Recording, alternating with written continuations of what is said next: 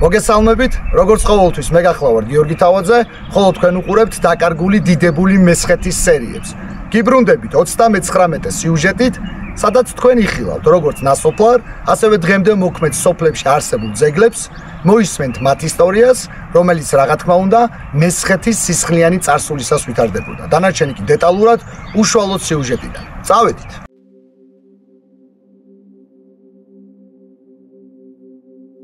ფეოდალური ეპოქის დასახლება თორი, რომლის სახელწოდებაც სრულიად მისი მმართველი დიდგვაროვნების, ანუ თორელების სამწყოში შემავალ ტერიტორიას ეწოდებოდა და ამალაგის ერთ-ერთი მთავარი თავდაცვითი ნაგებობის, ციხისჯვარად წოდებული სიმაგრის, აწუყვე ნანგრევებად ქცეული და ბერძნებით დასახლებულ ამავე სახელწოდების სოფელ ციხისჯვარიდან ავდივარ კოდიანის მთაზე, საიდანაც ჩემი სვლაგეზი მიმართულია გუჯრის, მეორენაირად რომ გითხრათ, გურჯის ხევისკენ. კოდიანიდან ჩამომავალ გზაზე მოსჩანს დიდრონი წიწოვანი ტყის მასივებით დახუნძლული მესხეთის მთები. ხოლო მათ უკიდურეს დაბალ კალთებზე დაკლაკნილი სახით მოედინებიან მდინარეები საკირულა და გუჯრის წყალი, რომელთა შემხვედრი და ამავდროულად გამაერთიანებელია მდინარე დვირულა. ყველა ეს ზემოთ ჩამოთვლილი კი საბოლოოდ მტკვრის მარჯვენა შენაკადს წარმოადგენენ.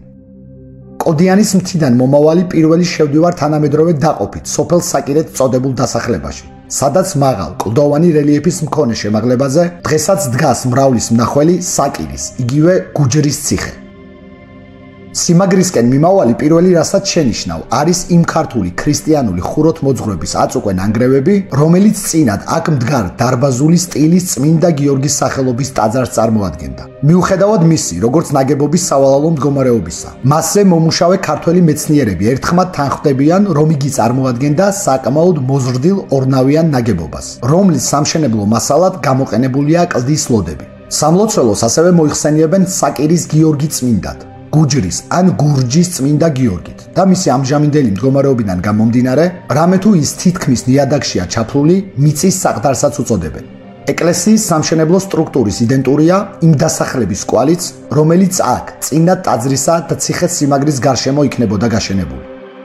თითქმის დანგრეული სამლოცველო, მასთან მეტად ახლოს მყოფი, მიწაში ჩამალული ნაგებობათა ნაშთები, ხოლო მისგან მცირე მანძილით მოშორებულ ალაგზე, საცხოვრისად განკუთვნილ შენობებიდან შემორჩენილი დანაწევრებული აწუყვე ხავს მოკიდებული ქვები გვამცნობს ორ რამეს.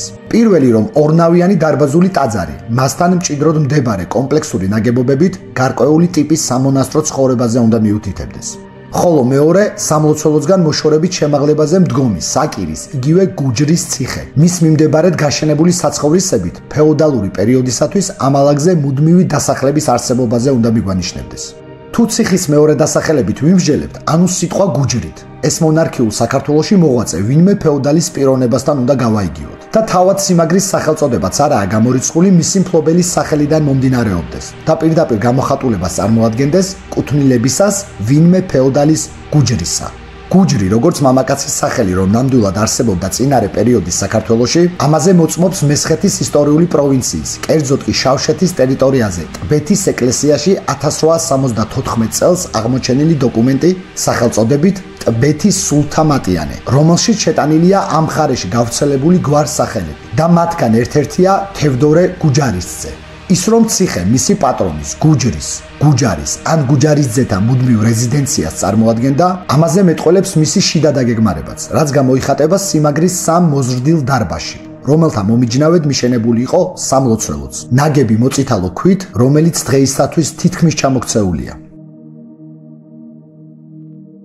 თუ ციხის მაღალ კედლებს დავაკვირდებით, ადვილად შევამჩნევთ მისი სამშენებლო ქვათა წყობიდან გამომდინარე ძეგლის სიძველეს, რომელიც განეკუთვნება მე-19 საუკუნეებს. ასევე საკირის ციხის არც გალავანსა და არც დარბაზთა გარე ფასადებზე არ შეინიშნება სათოფურები. გავრცელებულ საისტორიო პრაქტიკაში, მას შემდეგ რაც ხდება დენთის გამოგონება, საომარი ტექნიკაც ვითარდება და მე-15-მე-16 საუკუნეების მიჯნაზე სხვადასხვა სამეფოთა ლაშქრის შეიარაღებაში უკვე ჩნდება, ასე ვთქვათ, ცეცხლსასროლი მოწყობილობა თოფის სახით. შესაბამისად, ამავე პერიოდიდან იწყება ციხე-სიმაგრეთა მოდერნიზება და მისთვის საომარი საჭიროებიდან გამომდინარე სათოფურების დამატება. ხოლო თავდაცვითი ნაგებობები, რომელთა კედლებშიც სათოფურები აღარ შეინიშნება, შეგვიძლია ვივარაუდოთ, რომ მათ ზემოთ ხსენებული მე-15-მე-16 საუკუნეებიდან უკვე დაკარგეს ის მნიშვნელობა და საჭიროება, რაც წინად გააჩნდათ. სხვა შემთხვევაში მათი გადაკეთება აუცილებლად მოხდებოდა. დასკვნის სახით საკირის ციხეზე შეგვიძლია ვთქვათ, რომ სიმაგრე, რომელიც თავდაპირველი დაგეგმარებით გახლდათ ამ მხარის ერთ-ერთი მმართველისათვის განკუთვნილი საკმაოდ კეთილმოწყობილი, როგორც თავდაცვითი, ასევე სტრატეგიული სახის რეზიდენცია და მის უპირველეს ფუნქციას წარმოადგენდა ისტორიული თორის, უმთავრესი სიმაგრის ციხის ჯვარიდან სამცხისაკენ მომავალი გზის გაკონტროლება, როგორც სტრატეგიული პუნქტი დაიმცრო. ეს დამცრობა, რა თქმა უნდა, განპირობებული იყო მესხეთის სრული დაპყრობით ოსმალთა იმპერიის მიერ, რა დროსაც თორიცა და მასში შემავალი მხარეს თითქმის სრულიად დაიცალა და შესაბამისად გავერანებული თორელთა სამფლობელოდან მომდინარე გზაც სამცხისაკენ მიმავალი საკირის გავლით დაკარგავდა აქტუალურობას, რაც თავის მხრივ გამოიწვევდა გუჯრის ციხის ძველი დიდების მოშლასაც. ასევე თუ ამავე ოსმალების გურჯისტანის ვილაიეთისეულ დიდ დავთარსაც გადავხედავთ, ციხის მახლობლად გაშენებული სოფელი საკირე მათ აღწერილი ჰყავთ მხოლოდ 10 კომლი მოსახლით და გადასახადის სახით შეწერილი აქვთ 10,000 აღჭა. შედარებით გვიანდელ საისტორიო ცნობებში, სადაც გუჯრის ციხე კიდევ არის მოხსენიებული, გახლავთ მე-18 საუკუნის ქართველი ისტორიკოსის პაპუნა ორბელიანის ჩანაწერი, რომელშიც ის გვამცნობს 1757 წელს ქართლის ლაშქრის მიერ საკირის ციხის აღებას, შემდგომში ახალციხეზე გასალაშქრებლად და ასევე ქართლ-კახეთის მეფის ერეკლე მეორის მიერ ასპინძის ომის გადახდამდე 1770 წელს საკირის ციხესთან სადგერის ციხიდან მომავალი ავანტურისტ გენერალ ტოტლებენთან შეხვედრას. საკირის ციხე დაჰყურებს სოფელ ტაძრის, სადაც ძველად შესანიშნავი დედათა მონასტერი ყოფილა, ეხლა კი ცარიელი ნანგრევებია. წერს ალექსანდრე ყიფშიძე, იგივე ფრონელი მისსავე წიგნში სახელწოდებით დიდებული მესხეთი. როგორც მივხვდით, სვლას ვაგრძელებს საკირის ციხიდან რამოდენიმე კილომეტრის მოშორებით, მდინარე დვირულას გაღმა ნაპირზე, ტაძრისის მიმართულებით. ეს დასახლება მე-16 საუკუნის ბოლოსთვის, ანუ ოსმალთა სრული ბატონობის დასაწყისისათვის უკვე დაცლილი და გავერანებულია. მაგრამ გადავინაცვლოთ წინა ეპოქებში, ანუ იმ პერიოდში, როდესაც ამ ალაგზე სინათლე და სულიერება სუფევდა. ამისათვის თავდაპირველად სოფლის სახელწოდება უნდა განვმარტოთ, რაც თავისივე არსით მიგვითითებს იმაზე, რომ აქ ერთ დროს ყოფილა ქრისტიანულ ტაძართა რაობა და თავის მხრივ დუღდა სამონასტრო ცხოვრებაც. მსგავსი ცხოვრების მქონე ტაძრისის უკეთ წარმოსადგენად მე საუბარს დავიწყებ ისეთ გამოჩენილ ქართველ საერო და სასულიერო მოღვაწეზე, როგორიც გახლდათ მე-11 საუკუნეში მცხოვრები გიორგი მთაწმინდელი. გიორგის ცხოვრებაზე ძალიან ბევრ ინფორმაციას გვაწვდის მისივე მოწაფის გიორგი მცირედ წოდებულის მიერ დაწერილი ბიოგრაფიული ნაწარმოები. ამ უკანასკნელის თანახმად გიორგი მთაწმინდელის სამშობლო ყოფილა თრიალეთი, ხოლო მისი მშობლები ყოფილან ვინმე იაკობი და მარიამი, რომელთაც გარდა გიორგისა ჰყოლიათ კიდევ 5 შვილი. 6 დედმამიშვილიდან 3 ვაჟი ყოფილა, 3 კი ქალი, რომელთაგან უფროს თეკლა ერქვა. როდესაც თეკლა 7 წლის გამხდარა, წარიყვანეს სამცხეს მონასტერსა სადედოსა, რომელსა ტაძრისი ეწოდების და მისცეს იგი ხელთა წინამძღვარსა მის მონასტრისასა, რომელსა საბაია ეწოდებოდა, დედაკაცსა ღირსა და წმიდასა, რომელმანცა შეიწყნარა იგი, ვითარცა შვილი თვსი და კეთილად აღზარდა. მოგვიანებით თეკლას მსგავსად იაკობმა და მარიამმა ტაძრისის მონასტერში მიიყვანეს 7 წლის ასაკში გიორგიც. და ესრეთ ვითარცა ახალ ნერგი შვენიერი იზარდებოდა მონასტერსა მას შინა და ისწავლითა წერილთა სახბთოთა დედაკაცისა მისგან ღირსისა დისა თვსისა. თქვენ ახლა კადრში ხედავთ სწორედ ტაძრისის იმ სამონასტრო კომპლექსს, უფრო სწორედ ოსმალთა ბატონობის შედეგად ნამონასტრალად გარდაქმნილ და ჩვენამდე მოღწეულ ნანგრევებიდან 2009 წელს აღდგენილ ქრისტიანული სასულიერო ცხოვრებისათვის განკუთვნილ კომპლექსს, სადაც საუკუნეთა უკან აღიზარდა გიორგი მთაწმინდელი, ჩამოყალიბდა პიროვნებად, რომელიც მთელი თავისი ცხოვრების მანძილზე ამდიდრებდა ქართულ სასულიერო და საერო ლიტერატურას, ამყარებდა და იცავდა ჩვენი ეკლესიის ავტოკეფალიას და ქართული სასულიერო კულტურის ფესვები საბერძნეთში, ათონის ივერთა მონასტრის ტერიტორიაზეც კი დანერგა, რომლის წინამძღვრადაც იგი იმყოფებოდა 1047 წლიდან. მემატიანეთა მიერ განხორციელებული ჩანაწერები, რომელთაც ჩვენამდე მოაღწიეს, გადმოგცემენ, რომ ტაძრისის სამონასტრო კომპლექსი ეკლესიების, წინამძღვრის რეზიდენციისა და ციხესიმაგრისაგან შესდგებოდა. ხოლო თავად სოფელი დაყოფილი იყო რამოდენიმე უბნად გვარების და მიხედვით, რომელთაც თავისი მცირე სამლოცველოები გააჩნდათ. ჩვენ და სამწუხაროდ, როგორც ზევით უკვე აღვნიშნე, რისი აღდგენაც აწმყოში მოხერხდა, ეს გახლავთ მხოლოდ 2 ტაძარი. ერთი, რომელიც წარმოადგენს სამნავიან ბაზილიკას, არის გიორგი მთაწმინდელის სახელობის, ხოლო მის ჩრდილოეთ კედლის გაგრძელებაზე მიბჯენილი მცირე ზომის დარბაზული სტილის სამლოცველო კი ღვთისმშობლის სახელობისაა და ორივეს თავდაპირველ აგების პერიოდად მე-10 საუკუნეს სახელდება. ტაძრისის სამონასტრო კომპლექსი, ერთ-ერთი გამორჩეული ადგილი ერთიან ფეოდალურ საქართველოში, როგორც ქრისტიანული ცხოვრების კუთხით, ასევე საგანმანათლებლო საქმიანობაშიც, შემდგომში ოსმალთა მიერ სრულიად მესხეთთან ერთად ჩაყლაპული 2009 წელს მკვდრეთით აღდგა მისივე ნანგრევებიდან და სრულიად საქართველოს კათოლიკოს პატრიარქის, უწმინდესისა და უნეტარესის ილია მეორის ლოცვა კურთხევით, გიორგი მთაწმინდელის დაბადებიდან 1000 წლის თავზე განახლებული ღვთისმსახურებით კვლავ დგას სადიდებლად უფლისა და სახსოვრად მესხეთის ძველი დიდებულებისა. ტოვებ ტაძრის და გზას ვაგრძელებ მისგან სამხრეთ-აღმოსავლეთით, საკირის, იგივე გუჯრის ციხის მოპირდაპირედ შემავალ ხეობაში, რომელსაც დღეს ძირითადად გუჯრის ხევის სახელით მოიხსენიებენ. სანამ უშუალოდ იმ ძეგლზე საუბარს დავიწყებდე, რომლის სანახავადაც ეხლა მივემართები, გეტყვით, რომ ამ ხეობას ისევე როგორც მასთან ახლოს მდგომ საკირის ციხეს, გარდა გუჯრის ხევისა და გუჯრის ციხისა, გურჯის ხევადაც მოიხსენიებენ. მაგალითად, ისტორიკოსი სერგი მაკალათია მისსავე წიგნში მოგზაურობა სამცხე-ჯავახეთში ხეობასაც და სიმაგრესაც მოიხსენიებს როგორც გურჯის ხევი და გურჯის ციხე. მაკალათია იქვე წერს, რომ ხალხური გადმოცემების თანახმად თათრების ერთ-ერთი შემოსევისას ქართველებს ისინი ბოლო კაცამდე ჩაუხოცავთ ამ ხეობაში და მას შემდეგ თავად ოსმალებს შეურქმევიათ აქაურობისათვის გურჯის, ანუ ქართველების ხევი. მე მაინც მართებულად გუჯრის ხევი მიმაჩნია, რომელიც ისევე უნდა იყოს წარმოებული ფეოდალის სახელიდან, როგორც მაგალითად სამცხეში საკმაოდ გავრცელებული დიდებულის სახელის სამძივრისაგან სამძივრის ხევი.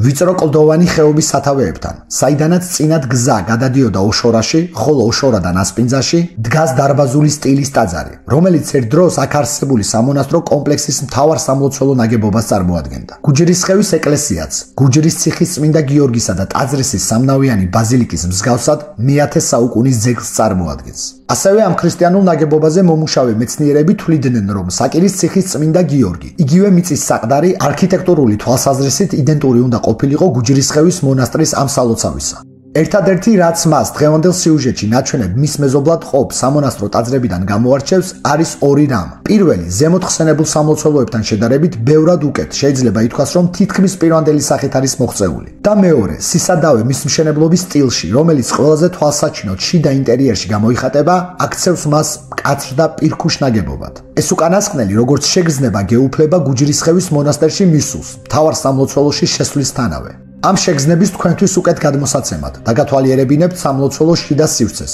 რომელსაც ერთ დროს ორი შესასვლელი ჰქონია. ერთი სამხრეთის მინაშენიდან, რაც თითქმის ფუნქცია დაკარგულია, ხოლო მეორე დასავლეთის ნართექსში გაჭრილი კარიდან. ნართექსი ქრისტიანულ ხუროთმოძღვრებაში ეწოდებოდა მთავარ სამლოცველოზე მიბჯენილ, ასე ვთქვათ, სათავსო სივრცეს, რომელსაც ჰქონდა ორი ფუნქცია. პირველი, რომ მასში ამოჭრილი კარით მოხდრილიყავი ტაძარში და მეორე, ვისაც გარკვეული მიზეზების და გამო არ ჰქონდა ნება ეკლესიის მთავარ სამლოცველო დარბაზში შესვლისა, შეეძლო ნართექსში გაჩერებულიყო. ამ სივრცეში მოხვედრილი უკვე კარგად აღიქვავ იმ უცნაურ და ამავდროულად უნიკალურ სამშენებლო სტილსა და მიდგომას, რაც როგორც ზევით აღვნიშნეს, ძენს ამ ძეგლს სიმკაცრეს, რომელიც გამოარჩევს არა მარტო მის მეზობლად მყოფ ამავე პერიოდის ქრისტიანული სამლოცველოთაგან, არამედ მესხეთში არსებულ კიდევ სხვა ბევრი ტაძრისაგან. ასევე უნდა ითქვას ისიც, რომ გუჯრის ხევის ეკლესიის შიდა სივრცე განიცდის სინათლის სიმწირეს, რაც განპირობებულია მის კედლებში ამოჭრილი მცირე ზომის სარკმელებით. გაგიკვირდებათ და სინათლის დეფიციტს ვერც დასავლეთის მინაშენის განგრეული კედლიდან და ვერც სამხრეთის დაზიანებული კარიდან შემოსული მზის სხივებიც კი ვერ აბალანსებს. ტაძრის მინაშენებიდან დაუზიანებლად არის მოღწეული ჩრდილოეთის სივრცე. იგი თავის მხრივ კიდევ ორ ნაწილად არის დაყოფილი. საკურთხევლის მოსაზღვრე ნაწილი დიდი ალბათობით სამკვეთლოს ფუნქციის მატარებელი იქნებოდა, ხოლო მისი გაგრძელება, რომელიც დასავლეთის მიმართულებით მიემართება, რთული სათქმელია რა დანიშნულების იყო.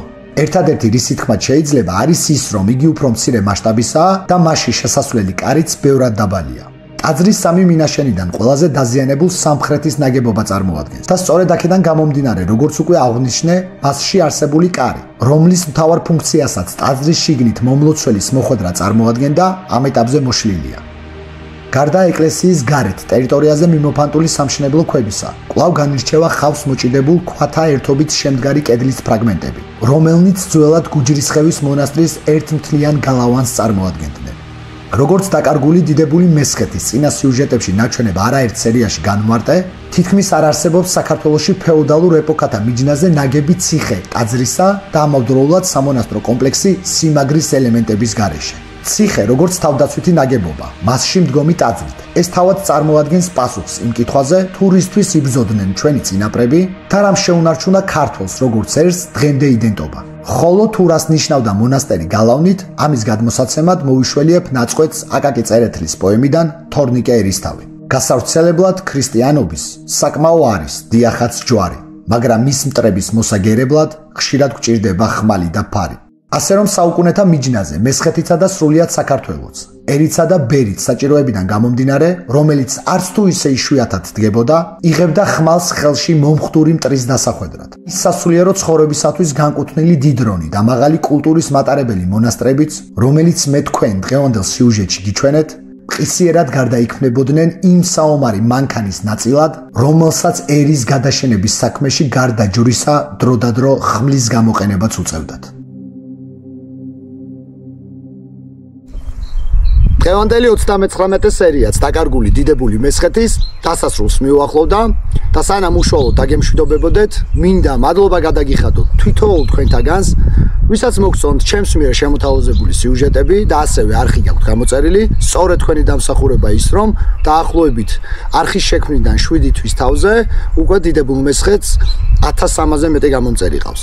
და ასევე ვინც არიცით, გეტყვით იმას, რომ 9 მარტს დილის 10:05 წუთზე ტელეკომპანია იმედის ეთერში შაბათ კვირის დილის გადაცემაში გახდით მე, სადაც საუბრობდი თუ როგორ დავიწყე ის საქმიანობა, რასაც ახლა თქვენ YouTube-ზე ადევნებთ თვალს. ვისაც არ გაქვთ ნანახი და დაგაინტერესებთ, ლინკს დავდებ უშუალოდ ვიდეოს ქვევით, ესე ვთქვათ, აღწერაში, ინტერნეტის YouTube-ის ლინკს და შეგიძლიათ უყუროთ. ხოლო ის ხალხი, ვინც ახლა შემოვერთდა ჩემ არხს და მოწონს ჩემს მიერ შემოთავაზებული სიუჟეტები, გეტყვით იმას, რომ აუცილებლად გამოიწერეთ არხი და ერთად უყუროთ კიდევ ძალიან ბევრ და არაერთ სერიას დაკარგული დიდებული მესხეთის შესახებ. მანამდე კი მე ისღა დამჩენია, რომ დაგემშვიდობოთ. დროებით.